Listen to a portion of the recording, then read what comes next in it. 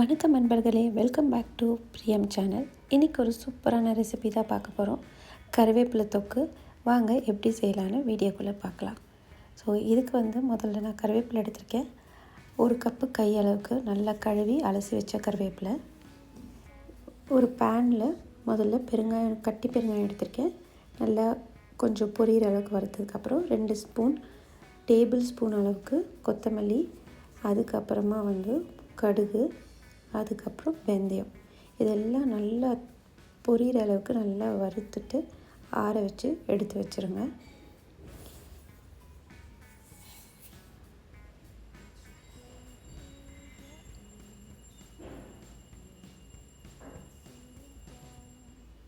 அதே பேனில் கொஞ்சமாக நல்லெண்ணெய் விட்டு நமக்கு ஒரு கைப்பிடி அளவுக்கு நல்லா அழுத்தி, ஒரு கப் அளவுக்கு நல்லா அழுத்தின கருவேப்பிலை நல்லா வறுத்து எடுத்துக்கலாம்.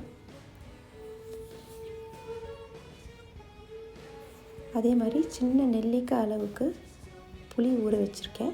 அதையும் அதே பேன்லேயே லைட்டாக வறுத்துட்டு, வறுக்கணும் இல்லை, லைட்டாக அந்த தண்ணி போகிற அளவுக்கு வதக்கிட்டு அடுப்பை ஆஃப் பண்ணிவிடுங்க. 1 டேபிள் ஸ்பூன் அளவுக்கு வெல்லம் எடுத்து வச்சுருக்கேன். இப்போ நம்ம வறுத்து வச்சதை ஃபஸ்ட்டு பொடி பண்ணிக்கலாம். அதுக்கப்புறம் வறுத்து வச்ச கருவேப்பிலையும் அது கூட சேர்த்து பொடி பண்ண போகிறோம். இப்போது பொடி பண்ணதுக்கப்புறம் இதில் நம்ம வதக்கி வச்ச புளி, அதுக்கப்புறமா நான் ரெட் சில்லி பவுடர் யூஸ் பண்ணுறேன். அப்படி இல்லைன்னா நம்ம வீட்டு மிளகாத்தூளும் யூஸ் பண்ணிக்கலாம். இது கூட நம்ம எடுத்து வச்சுருந்த வெல்லம் உங்களுக்கு பிடிக்குன்னா நீங்கள் போட்டுக்கலாம். இல்லை எனக்கு ஸ்வீட் வேண்டாம் அப்படின்னு நினச்சிங்கன்னா இன்னும் கூட நீங்கள் கம்மி பண்ணிக்கலாம். அதுக்கப்புறம் உப்பு சேர்த்துக்கலாம். உப்பு தேவையான அளவு சேர்த்துக்கலாம். இது கூட நம்ம இன்னொரு விஷயம் என்ன பண்ண போகிறோம்னா, தண்ணி எதுவுமே ஆட் பண்ண போகிறதில்ல. அதுக்கு பதிலாக நல்லெண்ணெய் ஒரு 2 டேபிள் ஸ்பூன் ஆட் பண்ணுறோம். அதுக்கப்புறம் அரைச்சி எடுத்திங்கன்னா இது மாதிரி வரும். இதுக்கப்புறம் தாளித்தோம்னா நம்மளோட கருவேப்பிலை தொக்கு ரெடி ஆகிடும். பார்த்திங்கன்னா இது எல்லாமே நம்ம நல்லெண்ணெயில் தான் செய்ய போகிறோம்.